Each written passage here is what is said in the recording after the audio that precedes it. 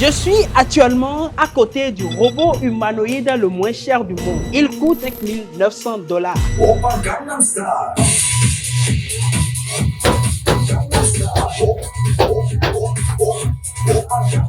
Il est chinois. Il marche, il danse, il joue au piano, il fait des saltos arrière.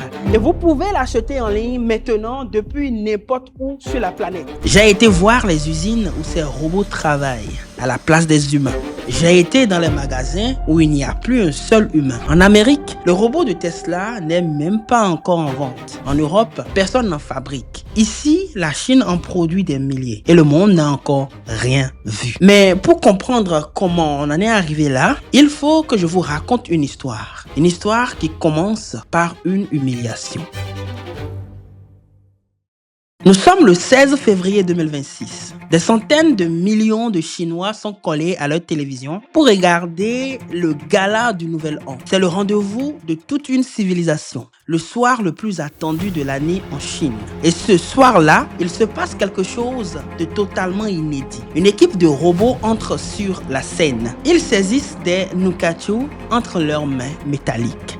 Et là, devant des centaines de millions de téléspectateurs, ils enchaînent une chorégraphie de kung-fu aux côtés de leur vrai maître humain. Des sauts à 3 mètres de haut, cette rotation et demie dans les airs, des flips enchaînés à grande vitesse, une précision qui vous fait douter de ce que vous voyez. Ces robots s'appellent G1. Ils sont fabriqués par Unity, une entreprise chinoise fondée il y a 9 ans seulement. Et figurez-vous que cette même entreprise vend son modèle le plus accessible à $5 900.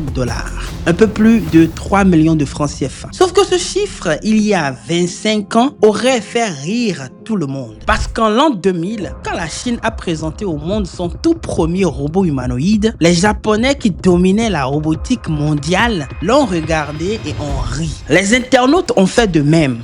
Ils ont même donné un surnom moqueur. Et ce surnom est devenu une blague nationale. Le monde entier a ri de la Chine et de ses ambitions robotiques. 20 ans plus tard, les 4 premiers fabricants mondiaux de robots humanoïdes sont tous chinois.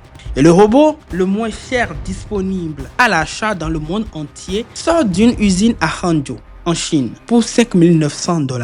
Pendant ce temps, l'Amérique, qui a littéralement inventé la robotique humanoïde, est en train de négocier avec Pékin pour avoir le droit de fabriquer ses propres robots. Quand vous mesurez l'écart entre les deux réalités, 3 questions s'imposent naturellement. Comment un pays dont on se moquait du premier robot en l'an 2000 contrôle-t-il 80% du marché mondial 25 ans plus tard? Comment l'Amérique, qui a tout inventé, se retrouve-t-elle à demander la permission à Pékin pour fabriquer ses propres machines? Et surtout, qu'est-ce que tout ça va changer concrètement pour les pays qui ne fabriquent ni ces robots ni ces pièces qui les composent? Installez-vous confortablement. Ce que vous allez découvrir dans les prochaines minutes va complètement changer votre façon de voir le monde dans lequel nous vivons.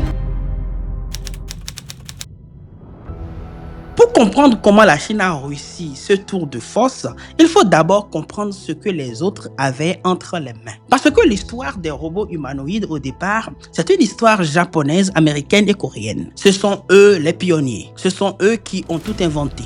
Et pourtant aujourd'hui, ce sont exactement eux qui regardent depuis les tribunes. Faisons donc un voyage dans le passé. En l'an 2000, Honda, le géant japonais de l'automobile que vous connaissez tous, présente au monde quelque chose qui ressemble à de la science-fiction. Il s'appelle Asimo, un robot humanoïde d'1,30 m, capable de monter des escaliers, de courir à 9 km/h, de reconnaître des visages et de distinguer 3 voix humaines simultanément dans la même pièce. Honda avait commencé à travailler dessus en 1986. 14 ans de recherche, des centaines de millions de dollars investis et le résultat était une prouesse technologique que le monde entier a admiré. Asimo a dirigé un orchestre symphonique à Détroit. Il a joué au football avec un président américain. Il faisait la couverture des magazines partout dans le monde. Tout le monde était convaincu qu'on tenait là le visage de l'avenir de la robotique. Et pendant que Honda présentait cette merveille, la Chine osait présenter quelque chose que personne n'allait prendre au sérieux. Son robot s'appelait Xiangxinger, ce qui signifie littéralement le pionnier. Il marchait à 2 pas par seconde. Ses articulations étaient apparentes. Sa démarche était saccadée. Les internautes japonais ont créé le surnom le canon chinois. C'était devenu la blague de l'internet asiatique. Tout le monde s'en est moqué et la Chine a encaissé le coup. Sauf que l'histoire n'allait pas se dérouler comme prévu. Parce qu'Akimo, malgré toute sa sophistication, n'a jamais été vendu. Pas une seule unité dans le commerce. Honda le proposait parfois en location pour des événements très spéciaux à 170 000 $ par an avec une autonomie de 40 minutes sur batterie. Pour un robot censé représenter l'avenir de l'humanité, 40 minutes, c'est à peine le temps d'une mi-temps de football. En 2018, après 32 ans de développement, Honda annonce l'arrêt du programme. En 2022, Asimo est officiellement mise à la retraite. Une prouesse technologique admirable qui n'a simplement jamais réussi à franchir la frontière entre le laboratoire et le monde réel. Et il y a un événement dans cette histoire que très peu de gens mentionnent, mais qui dit pourtant tout. En 2011, une catastrophe nucléaire frappe le Japon.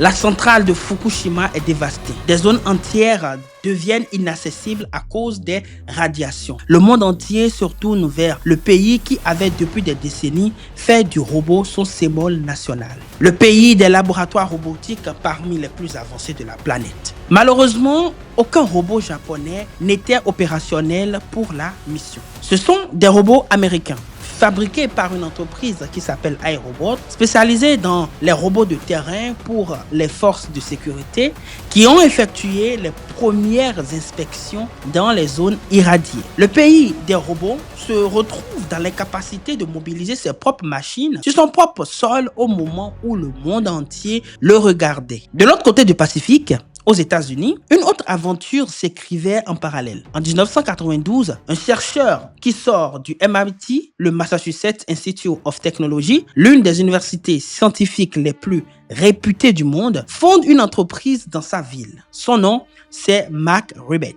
Son entreprise, c'est Boston Dynamics. Au départ, il produit des robots pour l'armée américaine. Des machines capables de traverser des terrains impossibles pour les véhicules classiques.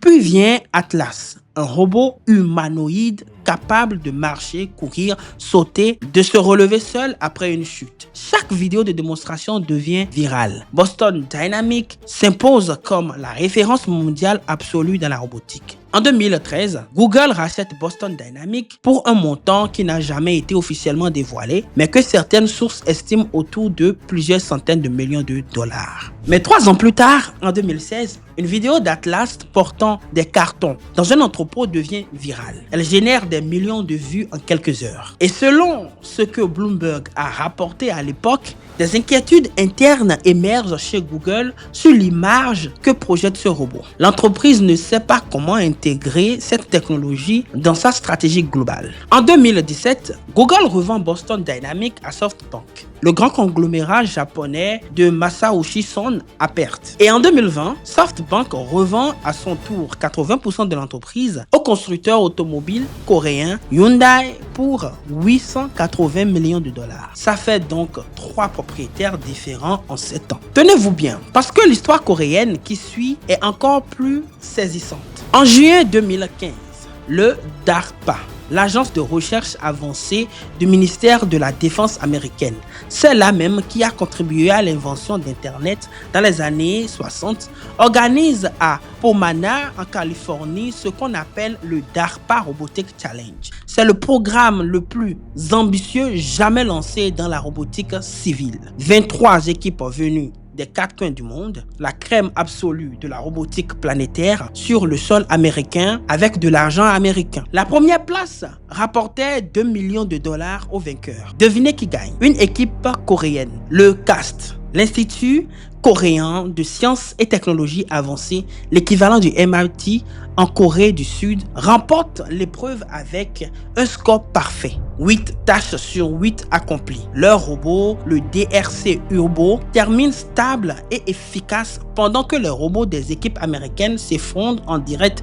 devant les caméras du monde entier. Les vidéos de ces chutes font des dizaines de millions de vues. La Corée du Sud bat l'Amérique chez elle avec son propre argent. Qu'est-ce qui se passe après? Le professeur John Ho, créateur du DRC Urbo, rentre à l'université. Le robot rejoint une vitrine de musée. La victoire n'est pas industrialisée ni commercialisée. Et 5 ans plus tard, en 2020, c'est Hyundai qui rachète Boston Dynamics pour 1,1 milliard de dollars. Le pays qui avait remporté le championnat mondial de robotique achète l'entreprise américaine qui avait terminé derrière lui. Imaginez un joueur qui remporte le ballon d'or et qui, au lieu de lancer sa propre académie de football, achète le club qui a terminé dernier du tournoi pour s'entraîner avec eux. Le Japon invente une merveille que personne ne peut acheter. L'Amérique rachète le génie, ne sait pas quoi en faire et le revend. La Corée gagne la finale mondiale et repart les mains vides.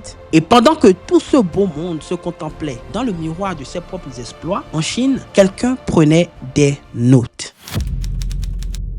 Revenons à ce robot dont tout le monde se moquait en l'an 2000. Ce que personne ne regardait à l'époque, c'est ce qui se passait dans les laboratoires chinois juste après. L'Institut de technologie de Pékin lance en 2002, dans le plus grand silence, une série de robots humanoïdes, version après version. BHR1, BHR2, BHR3, BHR4. Ils ont travaillé dans l'ombre sans couverture médiatique internationale. Et en 2011, le BHR5 réussit quelque chose que même les robots américains et japonais les plus avancés ne savaient pas encore faire. Ils jouent au ping-pong en temps réel, avec une caméra capable de capturer 125 images par seconde et un système qui prédit où va atterrir la balle avant même qu'elle y soit. Pendant que les Japonais organisaient des galas avec Asimo, les ingénieurs de Pékin apprenaient à leurs robots à anticiper la physique. Le reste du monde n'a pas prêté attention à cette révolution. C'était une erreur monumentale. Mais ce travail discret allait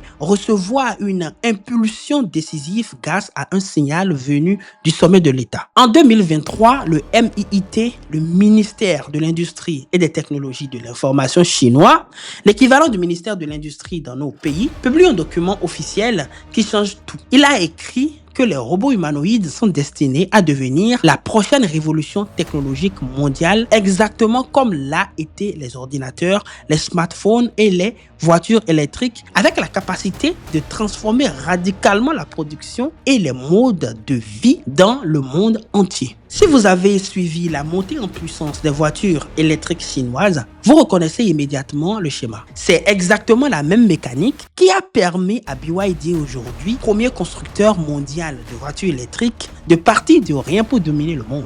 L'État fixe un objectif stratégique national. Les capitaux publics et privés convergent vers les objectifs comme des fourmis vers un morceau de sucre. Et l'industrie s'emballe à une vitesse que personne à l'extérieur ne perçoit encore. Ce qui suit donne le vertige. Shanghai annonce un fonds de 14 milliards de yuan dédié à la robotique. Shenzhen en investit 10 milliards supplémentaires. Hangzhou crée des subventions pouvant atteindre 5 millions de yuan par projet de recherche. Et sur les 9 premiers mois de 2025 seulement, la Chine enregistre 610 opérations d'investissement dans la robotique humanoïde pour un total de 7 milliards de dollars. Une progression de 250% par rapport à l'année précédente. Mais attention, et c'est peut-être le point le plus important de ce documentaire. L'État chinois n'a pas fabriqué des entrepreneurs. Il a accéléré ce qui existait déjà. Il a mis du carburant dans des moteurs qui tournaient déjà. Et parmi ces moteurs, il y en a un que vous devez connaître. Son nom, c'est Wang Xingxing. Né en 1990 à Ningbo, une ville côtière de la province de Zhejiang, il rate l'entrée de l'université de Zhejiang, l'une des plus réputées de Chine, à cause de ses notes en anglais. Il se retourne dans une université bien moins reconnue. Sa première année là-bas, il construit son premiers robots bipèdes avec des matériaux récupérés, avec un budget total de 200 yuan, c'est-à-dire 27 $. Maintenant, moins que le prix d'un repas correct à Dakar ou à Douala. Il rejoint ensuite DJI, le géant mondial des drones civils. Il en repart au bout de 2 mois. Il fonde Unitree Robotique en 2016 à Hangzhou. Pendant 3 ans, l'entreprise ne peut parfois pas payer ses salaires. Wang Xingxin l'a dit publiquement sans. En 2020, Unitree devient rentable. Et le 17 février 2025, Wang Xingxin, 35 ans, est assis au premier rang lors d'une réunion d'entrepreneurs d'exception face au président Xi Jinping. À ses côtés, on retrouve Jack Ma, le fondateur d'Alibaba, Ren Zhengfei, le fondateur de Huawei, Pony Ma, le fondateur de Tencent. Wang Xingxin est le plus jeune de toute la salle. Figurez-vous que Wang Xingxin a déclaré publiquement que son idole de toujours, c'est Mark Ribet, le fondateur de Boston Dynamics, l'Américain qui a posé les fondations de la robotique humanoïde moderne. L'élève a étudié le maître pendant des années. Et aujourd'hui, Unitree vend ses robots à 5 900 $, là où Boston Dynamics vend son robot Spot, un robot quadrupède utilisé dans les inspections industrielles, à 75 000 $. On peut donc affirmer que l'élève a largement dépassé le maître. Mais comment est-ce concrètement possible de fabriquer un robot humanoïde à 5 900 $ quand les concurrents américains parlent de modèles à 50 000 ou 250 000 $? Goldman Sachs, l'une des banques d'investissement les plus influents du monde, avait prédit une baisse des coûts de fabrication des robots humanoïdes de 15 à 20% par an. La réalité a été une baisse de 40% en une seule année, 2 fois plus rapide que leur propre projection. Et la raison principale de cette chute spectaculaire des prix, c'est quelque chose que peu de gens dans le monde public ont encore compris. La Chine contrôle la chaîne d'approvisionnement complète de l'industrie robotique mondiale. Laissez-moi vous expliquer ce que ça veut dire concrètement. Pour fabriquer un robot humanoïde, il faut d'abord des actionneurs harmoniques. Ce sont des mini-moteurs de précision qui permettent au robot de bouger ses articulations avec fluidité et exactitude. Imaginez vos tendons qui transmettent la force à vos muscles et à vos os avec une précision millimétrée. Les actionneurs harmoniques, c'est exactement ça pour un robot. Plus de 80% de ces composants dans le monde sont fabriqués en Chine. Mais ce n'est que le début. Il faut aussi des capteurs force couple. Ce sont des terminaisons nerveuses du robot, les capteurs qui leur permettent de mesurer la précision de ce qu'ils touchent pour ne pas écraser un œuf ou laisser tomber un objet fragile. Plus de 65% de ces capteurs viennent de Chine. Et il faut surtout des terres rares. Ces minerais stratégiques qu'on appelle terres rares, c'est un peu comme le pétrole dans la robotique. Sans eux, pas un seul robot ne peut fonctionner sur Terre. Ils entrent dans la composition des aimants ultra puissants qui se trouvent dans chaque moteur électrique de chaque robot humanoïde dans le monde. Et la Chine contrôle plus de 85% de la production mondiale de ces terres rares. Ce qui veut dire concrètement que même les robots américains, allemands et japonais ne peuvent pas être fabriqués sans composants chinois. Et c'est là que l'histoire prend un tournant que même les meilleurs scénaristes de Hollywood n'auraient pas osé écrire. En 2025, lors d'une réunion avec ses investisseurs, Elon Musk, le PDG de Tesla, prend la parole et annonce que son entreprise est en train de négocier avec la Chine pour obtenir une licence d'utilisation des aimants aux terres rares. Pékin veut des garanties que ces matériaux ne seront pas utilisés à des fins militaires. Le robot qu'Elon Musk présente comme le projet censé réduire la dépendance industrielle de l'Amérique vis-à-vis de la Chine ne peut pas être fabriqué sans l'accord de Pékin. Et pendant que cette réalité s'installe dans les salles de réunion américaines, les robots chinois, eux, ne discutent plus. Ils travaillent. EasyBot, une start-up de Shanghai fondée par Peng Jianhui, un ingénieur recruté par Huawei dans le cadre de son programme d'élite réservé aux meilleurs cerveaux scientifiques du pays, a livré 5168 robots humanoïdes en 2025, se plaçant en tête du classement mondial par volume. Son principal client, c'est BYD, le premier constructeur mondial de voitures électriques qui déploie ses robots dans ses lignes de production. UB Tech Robotics, une entreprise de Shenzhen fondée en 2012, a décroché un contrat de 37 millions de dollars pour déployer ses robots Walker S2 au poste frontalière entre la Chine et le Vietnam. Ces robots guident les voyageurs, gèrent les flux de passagers, effectuent des opérations logistiques. Et grâce à un système d'échange de batteries que le robot effectue lui-même en 3 minutes, sans aucune intervention humaine, il fonctionne 24 heures sur 24. Et le 2 mars 2026, Xiaomi, que vous connaissez comme fabricant de smartphones, annonce que son robot humanoïde vient d'effectuer 3 heures consécutives de travail autonome sur une ligne d'assemblage de véhicules électriques, avec un taux de réussite des tâches enregistré à 90,2%. Ce ne sont pas des prototypes dans un laboratoire, ce sont des robots qui travaillent dans les vraies usines, sur de vraies lignes de production. Aujourd'hui, au moment où vous regardez cette vidéo, la mayonnaise a pris d'un seul côté de l'échiquier. Alors maintenant, vous vous demandez peut-être ce que les Américains et les Européens font pendant ce temps. Et c'est exactement la bonne question.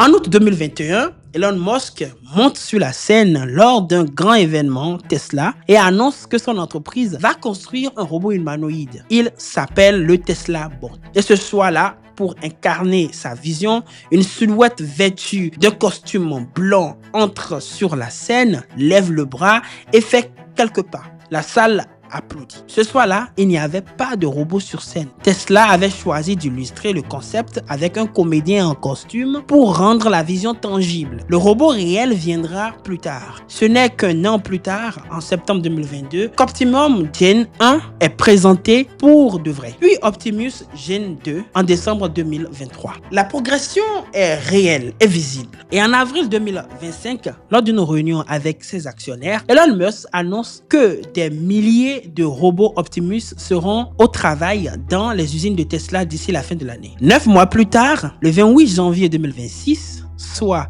moins de 3 semaines avant que les robots chinois exécutent leur démonstration de kung-fu devant des centaines de millions de téléspectateurs, Elon Musk reprend la parole devant ces mêmes investisseurs. Il dit dans ses propres mots que les robots Optimus ne font pas encore le travail utile, qu'ils apprennent et collectent des données, qu'on est encore très clairement en phase de recherche et développement. Personne ne juge ici. Construire un robot humanoïde industriel est une entreprise d'une complexité considérable, mais les faits sont là. Ce qui est remarquable dans ce dossier, c'est la détermination de Tesla malgré tout. En janvier 2026, l'entreprise annonce la fin de production des modèles S et modèle X dans son entreprise de Fremont en Californie. Ces deux berlines premium, ce sont les voitures qui ont convaincu le monde que l'électrique pouvait être élégant et désirable. Elles quittent les chaînes pour laisser la place à la production d'Optimus. L'entreprise annonce un objectif de production d'1 million de robots par an dans cette usine seule. C'est un pari industriel d'une ambition rare. Il y a aussi Figure AI, une start-up américaine fondée en 2022 par Brett Adcock, un entrepreneur de la Silicon Valley qui avait déjà fondé et cédé 2 entreprises avant celle-ci. En septembre 2025, Figure AI est valorisée à 39 milliards de dollars. Une valorisation multipliée par 15 en 18 mois. Microsoft, OpenAI, Nvidia, Amazon et Jeff Bezos en personne sont au capital. Leur robot, le Figure 02, a été déployé dans une usine BMW à Spartanburg, en Caroline du Sud. En 11 mois de fonctionnement, il a contribué à la production de plus de 30 000 BMW X3. C'est du concret, documenté et vérifiable. Le robot coûte autour de 50 000 $ l'unité, soit environ 8 fois le prix de Unitree R1 chinois. Et l'Europe dans tout ça. L'Europe a une longue et fière histoire dans la robotique industrielle. KUKA, par exemple, est une entreprise allemande fondée en 1898 et spécialisée dans les bras robotiques pour les chaînes de fabrication. Pendant plus d'1 siècle, elle a équipé les usines du monde entier. En 2016, KUKA a été racheté par le groupe chinois Midea pour 4,5 milliards d'euros. ABB Robotics, le géant suisse qui est l'un des 3 premiers acteurs mondiaux des robots industriels, a été racheté par SoftBank en 2025 pour 5,4 milliards de dollars. Ces transactions sont légales et négociées. Elles racontent néanmoins quelque chose. En 2025, les 4 premiers fabricants mondiaux de robots humanoïdes par volume livré sont tous chinois. BMW déploie des robots américains de Figure AI dans son usine de Leipzig. Mercedes utilise des robots américains Apptronik dans ses ateliers en Allemagne et en Hongrie. Volkswagen s'intéresse aux technologies chinoises. Le budget européen consacré à la robotique dans le programme Horizon Europe, le grand programme de recherche scientifique de l'Union européenne pour la période 2023 à 2025 est de 174 millions d'euros. La Chine, elle, a investi 7 milliards de dollars dans la seule robotique humanoïde en 9 mois de 2025. 174 millions d'euros contre 7 milliards de dollars en 9 mois. Le continent qui a inventé la révolution industrielle au XVIIIe siècle équipe aujourd'hui ses propres usines avec des technologies qu'il ne produit plus. Et vous, dans tout ça, vous êtes où? Parce que la réponse à cette question ne concerne pas que l'Europe. En 2025, entre 16 000 et 18 000 robots humanoïdes ont été livrés dans le monde. Selon l'IDC, l'International Data Corporation, un cabinet mondial spécialisé dans l'analyse des marchés technologiques, c'est une augmentation de 508% par rapport à l'année précédente. 5 fois plus en 12 mois. Goldman Sachs projette un marché de 38 milliards de dollars d'ici 2035. Morgan Stanley, une autre grande banque d'investissement américaine, parle d'un marché de 5 000 milliards de dollars d'ici 2050. Ce sont des institutions qui gèrent les fortunes des investisseurs les plus exigeants du monde. Quand elles s'accordent sur une trajectoire, les gens qui gèrent les plus grands portefeuilles financiers de la planète ajustent leurs décisions en conséquence. Et les coûts de fabrication continuent de baisser de 40% par an.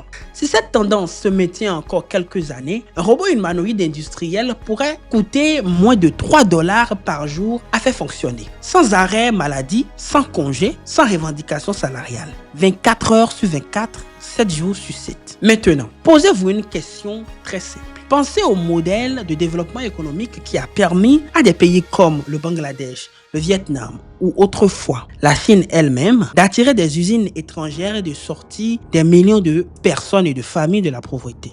Ce modèle repose sur un principe que tout le monde ici connaît. Vous avez une main-d'œuvre abondante, vous offrez à un coût que les grands multinationales trouvent attractif. Elles s'installent, créent des emplois, des salaires progressent et l'économie locale monte en puissance. C'est le chemin classique de l'industrialisation. C'est le chemin que beaucoup de pays africains cherchent encore à emprunter aujourd'hui. Et si demain, une usine pouvait déployer des robots pour moins de 3 dollars par jour, pourquoi ferait-elle l'effort de s'installer ailleurs, de gérer la logistique, les douanes, la formation des équipes et toutes les contraintes que vous connaissez? Réfléchissez-y une seconde, parce que cette question-là, elle vous concerne directement. Morgan Stanley projette 302 millions de robots humanoïdes au service en Chine d'ici 2050. Pour vous donner une échelle concrète, c'est plus que la population combinée de la France, de l'Allemagne, de l'Italie et de l'Espagne réunis. Est-ce que ça veut dire que tout est perdu pour ceux qui ne sont ni chinois ni américains? L'histoire des grandes révolutions technologiques dit non. Mais elle dit aussi quelque chose de très précis. Maintenant, laissez-moi vous dire quelque chose que personne ne dit franchement. On vous parle toujours de l'Afrique comme un continent en retard, comme d'un spectateur qui regarde les autres jouer. Mais l'histoire de la technologie raconte exactement le contraire. Quand les réseaux fixes ont été déployés en Europe au siècle dernier, l'Afrique n'avait pas les capitaux pour suivre. Alors l'Afrique n'a pas suivi. Elle a attendu. Et quand le mobile est arrivé, elle a sauté l'étape entière de cette transition. Aujourd'hui, 114% des trafics Internet africains passent par un téléphone. C'est 14 points au-dessus de la moyenne mondiale. Le Kenya a inventé M-Pesa, un système de paiement mobile que des pays d'Europe regardent encore avec des yeux ronds. Et entre 2012 et 2022, le nombre d'Africains connectés au mobile a triplé en 10 ans. L'Afrique sait sauter les étapes. Elle a déjà prouvé. Mais voilà ce que vous ne savez peut-être pas. Les réseaux qui ont rendu tout ça possible, qui ont permis à vos téléphones de capter du signal dans des villes que les opérateurs européens n'auraient jamais jugées rentables, ces réseaux ont été construits par qui? Par Huawei. Huawei a construit 70% des réseaux 4G du continent africain. Oui, 70%. Et la fibre optique déployée dans plus de 20 pays africains, c'est encore eux. Les 120 000 ingénieurs et techniciens africains formés aux nouvelles technologies ces dernières années, c'est encore eux. La Chine n'est pas qu'un rival dans cette histoire. Elle a aussi une infrastructure. Elle est la bibliothèque dans laquelle l'Afrique a déjà commencé à apprendre. En septembre 2024, au sommet du FOCAC, le grand sommet qui réunit tous les 3 ans la Chine et les dirigeants africains pour décider de leur agenda commun, quand 51 chefs d'État africains se sont assis face à Xi Jinping à Pékin, la robotique et l'intelligence artificielle étaient sur la table. Le plan d'action signé engage 50 milliards de dollars d'investissement chinois sur le continent d'ici 2027, avec des centres de coopération digitale, des laboratoires communs, des formations technologiques. La Chine ne propose pas à l'Afrique de la regarder avancer, elle lui propose d'embarquer. La question, c'est de savoir à quelles conditions l'Afrique embarque. Parce que pendant que cette conversation s'ouvre, une autre réalité avance en silence. La Banque mondiale a estimé que jusqu'aux 2/3 des emplois dans les pays en développement sont exposés à l'automatisation. 2/3. Sur un continent où un jeune sur 4 ne trouve pas de travail. Sur un continent dont le modèle de développement repose depuis des décennies sur une seule promesse. Vous avez de la main-d'œuvre. Elle est jeune, elle est abondante, elle est moins chère qu'ailleurs. Venez construire vos usines ici. Cette promesse-là a une date de péremption. Dans 30 ou 50 ans, ce sera trop tard. C'est maintenant. Pendant que vous regardez cette vidéo, parce que le robot qui travaille 24 heures sur 24 pour moins de 3 dollars par jour ne prend pas l'avion pour venir s'installer en Afrique. Il reste là où il est fabriqué. Et l'usine qu'il utilise n'a plus besoin de chercher une main-d'œuvre bon marché à 10 000 km. C'est une mécanique économique que vous pouvez calculer vous-même dans un coin de table. Alors, est-ce que tout est perdu? Non, pas encore. Mais la fenêtre pour choisir sa position est ouverte maintenant. L'Éthiopie l'a compris avec les voitures électriques. Face à la pénurie chronique d'essence, le gouvernement a interdit l'importation de véhicules thermiques. 2 ans plus tard, plus de 100 000 voitures électriques roulent dans les rues d'Addis Abeba. Un pays qui a fait un choix stratégique avant que le marché soit fermé. Et ce choix a changé la trajectoire. L'intelligence est là, les ressources sont là, les accords existent. Ce qui manque, c'est la décision de traiter cette révolution comme une urgence nationale et non comme un sujet qu'on discute dans les sommets internationaux. La fenêtre pour prendre ce type de décision dans le secteur de la robotique est ouverte aujourd'hui. Et comme toutes les fenêtres, elle ne restera pas ouverte indéfiniment. Revenons à cette scène du gala de Nouvel An chinois. En janvier 2025, soit exactement 1 an avant les acrobaties de Kung Fu, les robots Unitree avaient déjà participé à ce même gala. Mais cette année-là, ils exécutaient une danse folklorique traditionnelle appelée le Yanko. Les mouvements simples, un foulard coloré dans la main, quelques pas coordonnés. La mise en scène avait été confiée à Zhang Yimou, le réalisateur qui avait orchestré la cérémonie d'ouverture du Jeux olympiques de Pékin en 2008.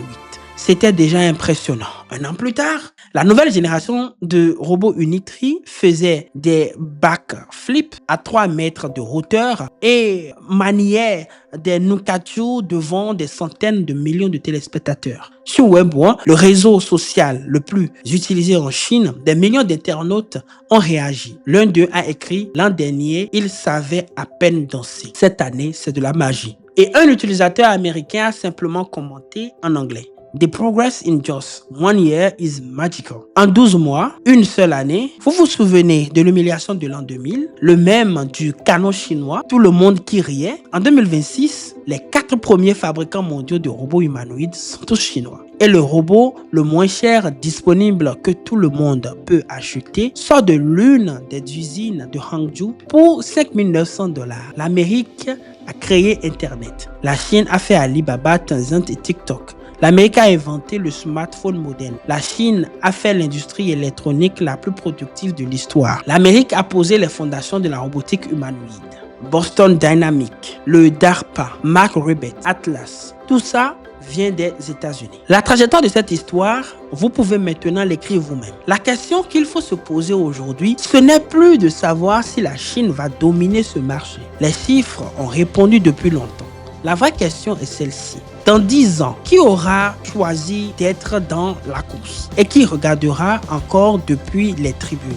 Dites-moi dans les commentaires. Selon vous, quelle est la première décision concrète qu'un pays comme le vôtre devait prendre face à cette réalité? Parce que c'est exactement cette conversation-là qui mérite d'être tenue maintenant et non dans 10 ans quand les cartes seront déjà distribuées.